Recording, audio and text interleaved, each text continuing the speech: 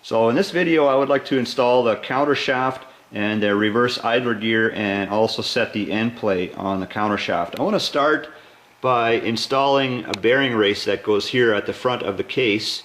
It gets pressed in, so I'll start with that.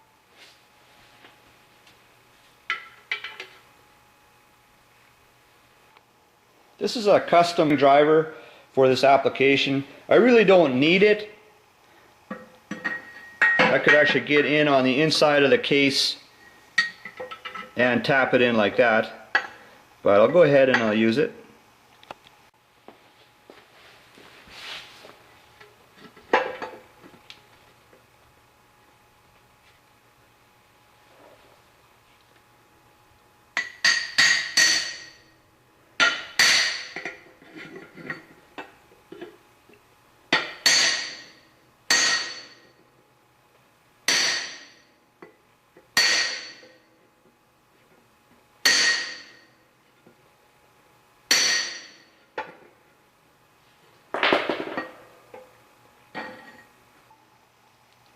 So that bearing race, it still has a ways to go. It's still protruding out of the case. It will actually be countersunk into the case when it's finished. So at this point I'm going to take an old bearing race and I'll start using that as a driver just to finish it off.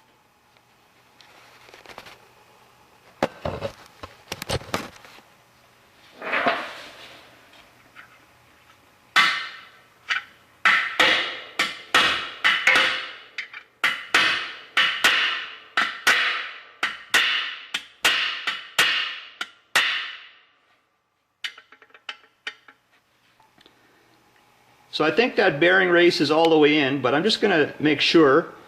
So I'll leave this race here, and it's already countersunk into the case a little bit.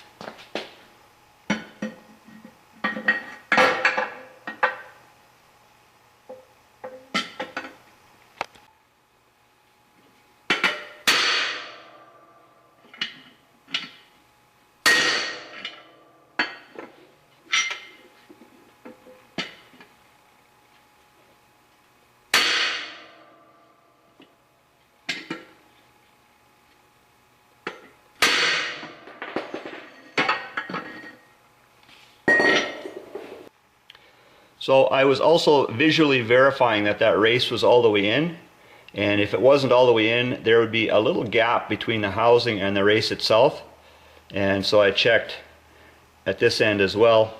So that race is in there, that should be fine.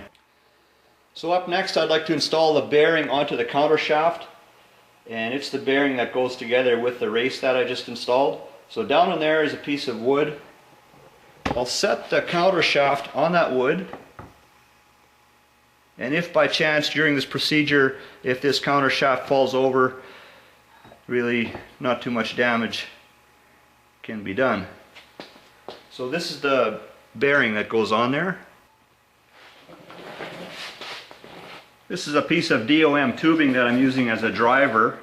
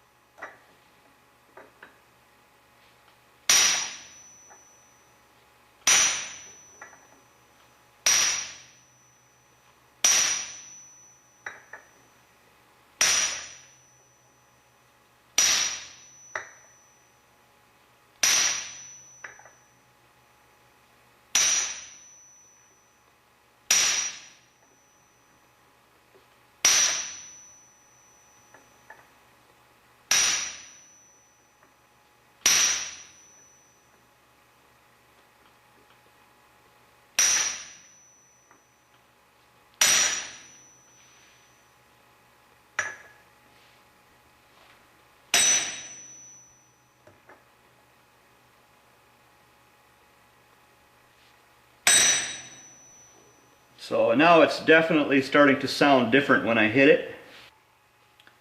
So it turns out that this DOM tubing, it didn't quite clear that shaft that the bearing goes around, so I couldn't actually drive that bearing down all the way. So I ended up using this as a driver, and it fits around that shaft with some play. And so then I was able to drive that bearing down that last little bit. This is actually the second time that I'm installing bearings onto this countershaft. A few days ago I already had the countershaft into the transmission case, and I discovered that when I went to check the Endplay, there was going to be a problem. And so now it makes sense to me where I think that problem was coming from. So I'm ready to lay that countershaft into the case.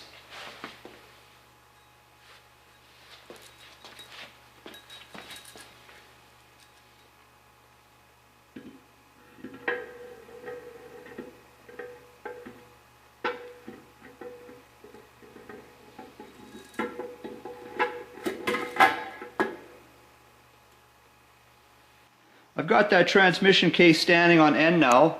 I'd like to install this bearing. It's also a press fit, but I don't want to do any hammering here with the countershaft sitting in the bearing down on the bottom.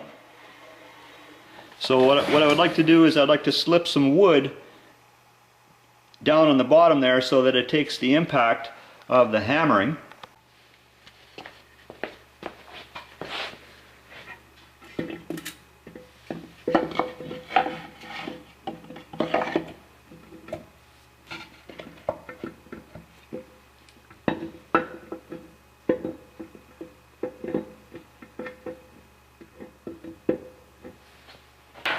This is a piece of rubber hose that I'm using to protect the case and the gear as I start hammering and driving that bearing down.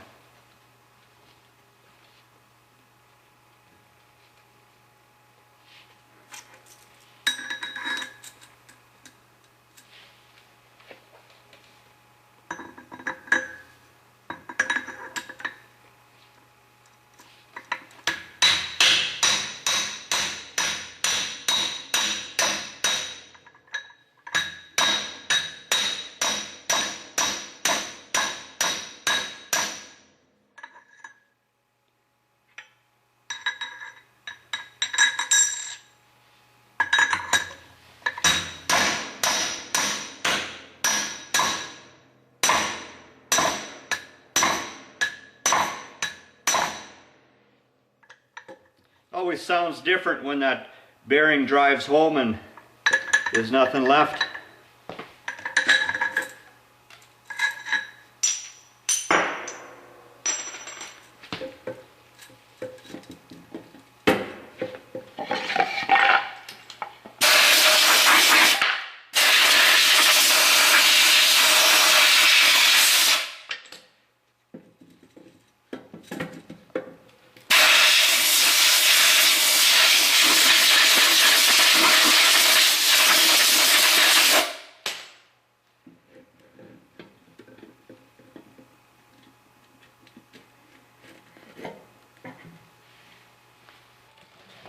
So I just want to do a preliminary check to see if there is already going to be some end play.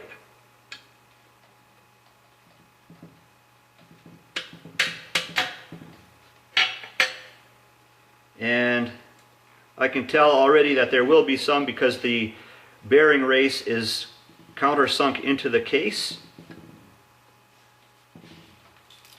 So up next I think I'm going to install the reverse idler gear. This is the kind of oil I'd like to use in this transmission. So I've got the same oil in the can here to use for assembly lube.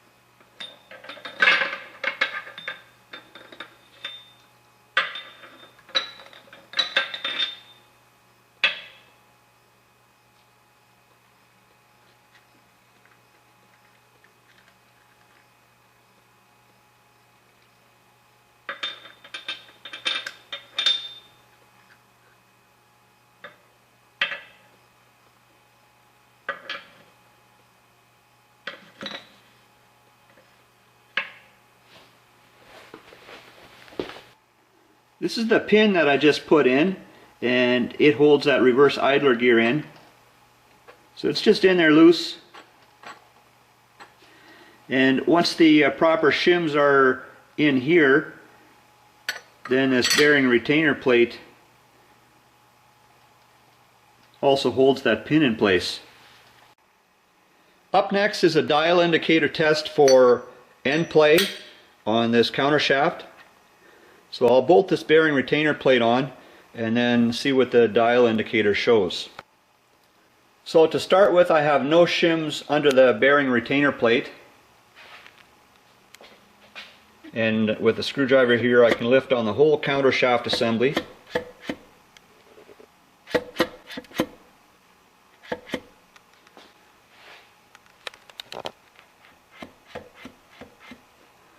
And it looks like I've got about 34 thousandths of an inch Endplay. So that's without any shims.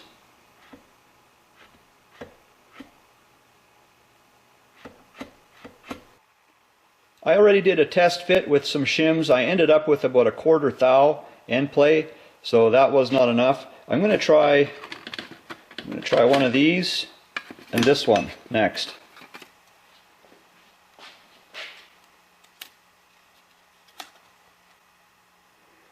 So, and then I'll bolt on the end plate and see what this comes up with.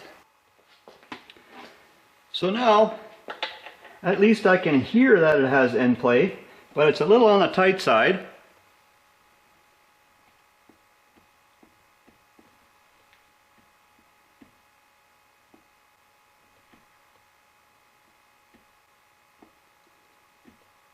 Well, it is actually almost 2 thou.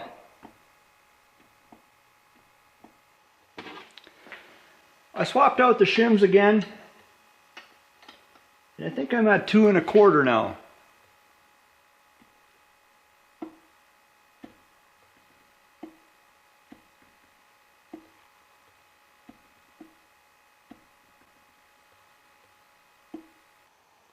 When I was testing Endplay with a screwdriver, I chipped this tooth right there.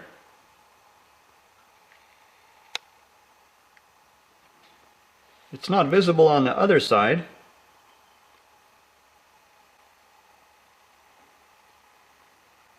Oh well. I don't like it, but I don't think it'll be a problem.